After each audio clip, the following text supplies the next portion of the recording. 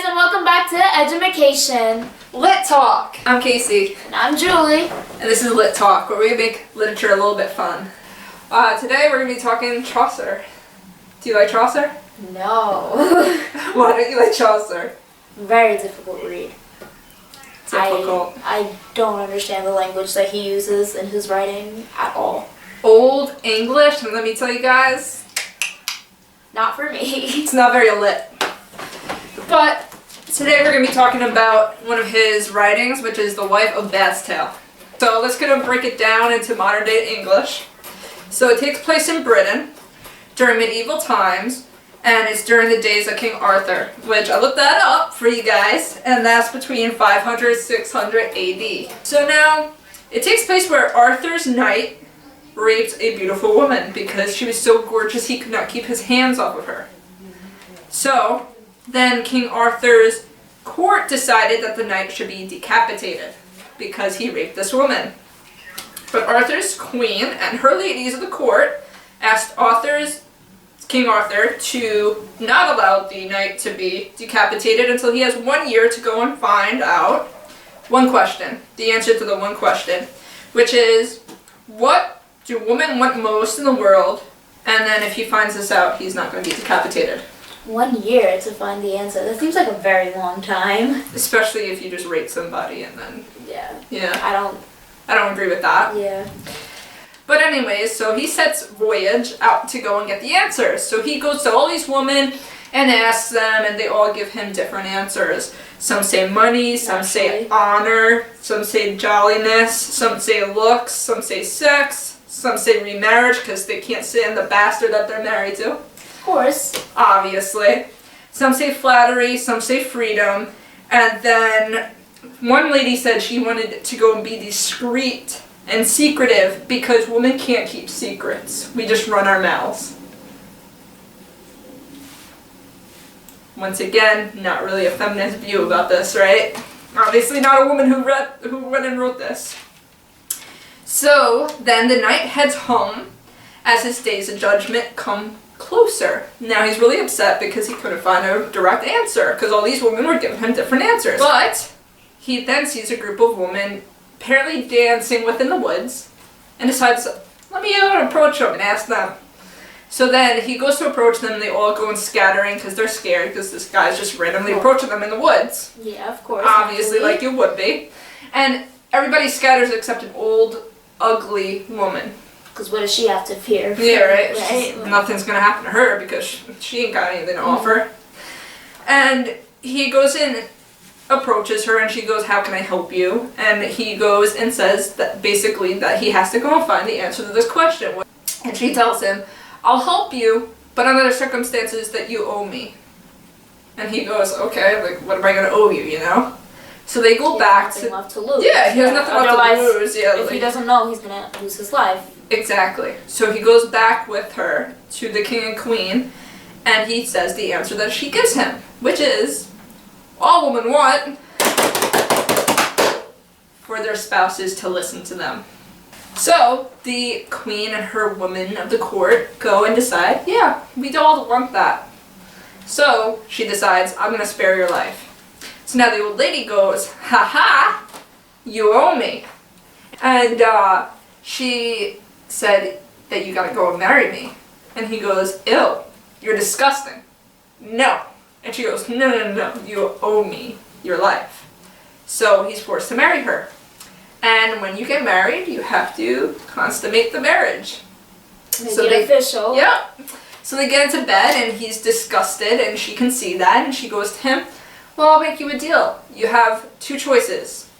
I'll stay as ugly as I am, and I'll stay faithful to you and nice to you, or I'll turn beautiful and I'll turn into somebody who is unfaithful, flirts with everybody, and who is not grateful for you at all. And he goes to her and says, you know what, this really isn't my decision to make. I'm going to put that up to you. I trust that you'll make the right one. And apparently this is all she wanted to hear. So because she was so grateful that he gave her the freedom to decide what she should do with herself, she turned beautiful and good. And then they lived happily ever after. Because they were so happy. So the man that raped a woman got a happy ending. Yes. Yeah. And that's it. That's our story. Jules, what do you think about our story? I honestly did not like the ending. I didn't feel like He deserved a happy ending? Yeah, I didn't feel like he deserved a happy ending. I feel like justice should have been served.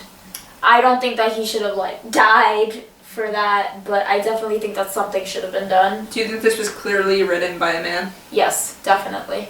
This would not have been written by A woman? female. Yeah, no. How do you think that feminists in present day, 2020, would view this medieval story? Ooh. They would not be happy about this.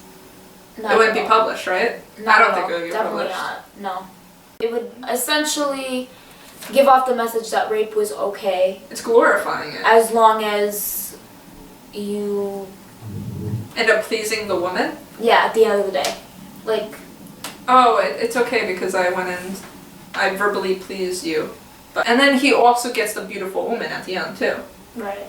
So it's just like he just went and defiled this beautiful woman because of her looks, And and now he he gets gets rewarded a for it. yeah, with a person that's good at heart and good with looks. I don't know. That disturbed me. And what about the laws about it? Ooh. I don't think that his head should have been chopped off. Why not? I mean, I feel like that's a bit of a extreme punishment. Something definitely should have happened to him. Like, Well, think something to prevent him from committing the same crime again, or just incentive to not do Do it it again? Yes. I don't think that he should have been given full freedom like he was. He No, was given a year of freedom definitely for not. more freedom, for a lifetime of Yeah, freedom. def- I just think comparing it to modern day laws, if somebody was raped, they would get a few years in prison, which I still don't think is harsh enough. Really? I don't think they What get else? enough years in prison. What would you want? What would you consider as a suitable punishment for someone who had raped someone?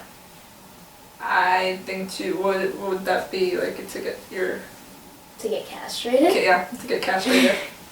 I think that you should not be allowed to have your genitals. You know what? I agree. Actually, I agree. Because you can't really commit the act again if you don't have anything to commit it with. Exactly.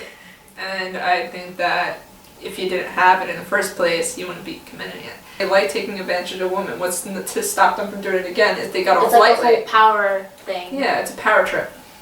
So I just think that if you castrated them, They wouldn't be able to do it. yeah. They would What look are you at gonna do? they would look at their bodies and be like, oh, there's something powerful about this. No, they would be mortified when they look at themselves. They'd be emasculated. Yeah, exactly. So I think that would be suitable. Okay, so now it's time for us to play a little game. Do you want to go ahead and explain the game, Casey?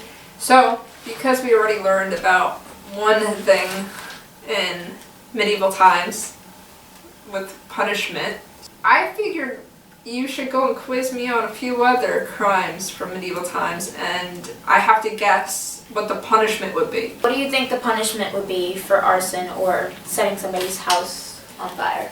I feel like they would make you homeless. Homeless for a couple of years? Yeah, I What do feel you like mean they'd by take that? your property away. And they just throw you out Yeah, into the that's street? it. Keep walking. Okay. The answer is they would get executed or they would be hanged. That's harsh. I thought that the punishment would be that they would get set on fire. That would be That would be good. That would be good. I feel like that would be a fitting punishment. I think that would. You set something on fire, you were playing with fire, so now you're gonna be set Yeah, on fire. eye for an eye. That's what I feel like the medieval thing was. I thought it was eye for eye, but it seems a little too harsh. So the second one is, what do you think the punishment for petty theft would be? Maybe they get to throw stuff at you for a couple hours. Okay, yeah. It's public humiliation. So I figured, they get like in that thing. Okay, right? I And didn't. then you get to throw. You got it. But I was thinking of something else. What I did was you think? I was thinking that they would cut their hands off. I feel like that would be befitting for the harsh punishments that they've been doing. Yeah. Yeah. But like, I mean, like, I'm not saying that's a bad punishment, but if we're talking about like really harsh punishments, which seems to be the consensus. like the theme here, yeah, I'd say like cut off their hands. Yeah, they can't do it anymore. I would agree with that. Because then they'd like, no, oh, if I get caught stealing something, the punishment would be that my hand gets cut yeah, off. now I can't steal anything, I can't do anything, and there goes... It's not even like, oh, I can't do it again. It's like, they're incentivized not to do it in the first place. And they need their hands at that time. Yeah. They need to work! But it's like if you get humiliated, you're like, okay, I'll get over it. People will stop talking about it eventually, and then you could just go and do it again. So the punishment's not that bad. Yeah, because other people can be humiliated in between. Okay, so the third question. What do you think the punishment for protest would be? The answer to this one is actually kind of surprising. I mean, it's brutal, but it's surprising. It's brutal? Yeah. I feel like I would just kick you out of the kingdom and you have to go into the wilderness and survive. So you'd be exiled. Yes. Essentially. Yes. Yeah. Okay, so the answer for this one, surprisingly, is having their hand cut off. So that doesn't make sense. I feel like if they wanted to cut something off for protesting, they should cut off the tongue. Because they can't speak. That would be smart. They can't share their beliefs. This is why I'm scared of her. Okay. Alright. So mess with this one. Okay, so the last one. Are you ready for this one? So far you got 1. Out of 3. Okay. What do you think the punishment for murder would be? You get murdered? Is that harsh enough? Like, what else could they do to you? Death. Yeah. You got that one right. Okay, so you got 2 out of half 4. of them right. We tied.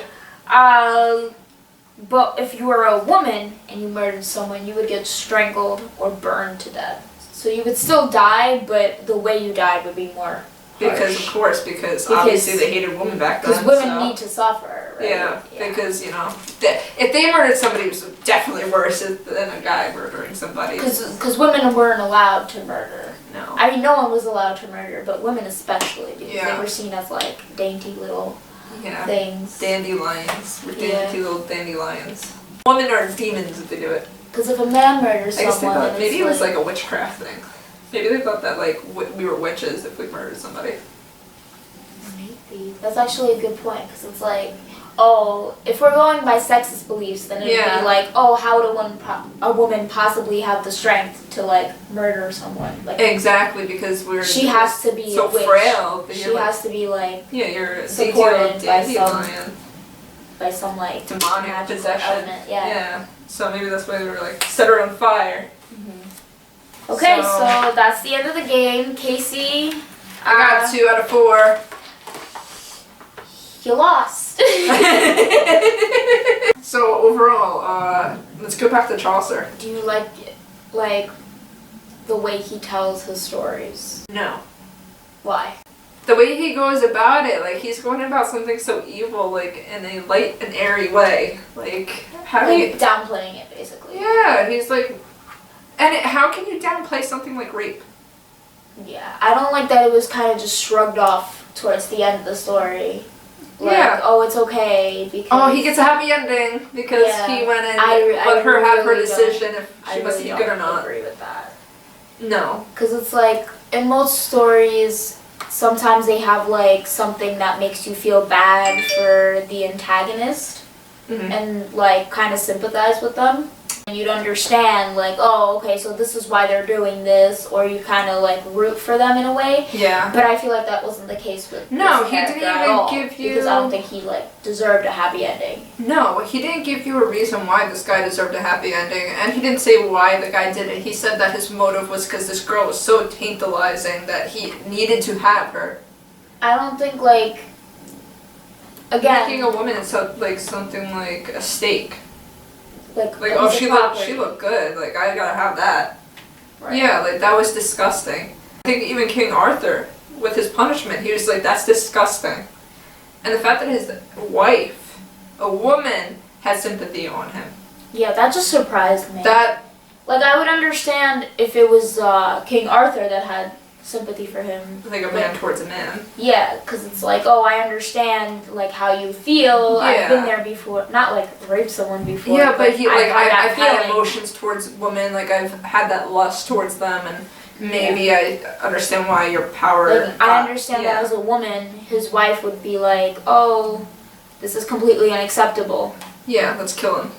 Yeah. But it was the other way around. And I think that's another like thing about him being sexist, because I think he was going and saying basically that women are too empathetic. Like we're creatures that we must feel emotional.